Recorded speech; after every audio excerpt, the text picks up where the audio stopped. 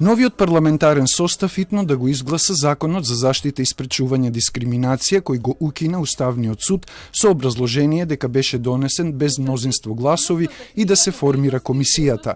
Побараа од ЛГБТ заедницата на вечерашното отворање на фестивалот Викенд на гордоста. Тоа е клучно за да не само ЛГБТ заедницата и маргинализираните групи, туку генерално граѓаните да се осеќаат безбедно, бидејќи во моментов не постои нити еден механизам со кој што може да бидат заштитени од дискриминација, нити пак институција која што ќе ги штити како што е Комисијата за спречување и заштита од дискриминација.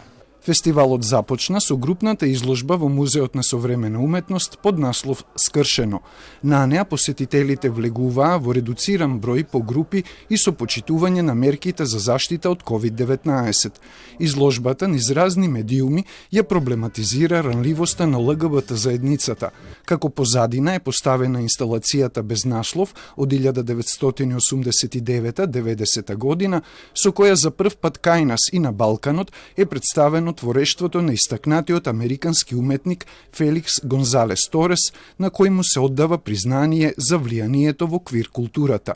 Публиката можеше да земе листови од оваа инсталација.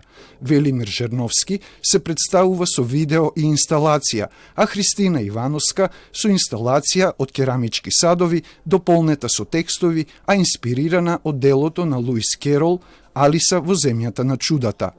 Има постојано дилеми, прашања, идентитетски, полови, суштински, кои што тргнуваат од едноставно прашање кој сум јас, која сум јас или кои сме ние.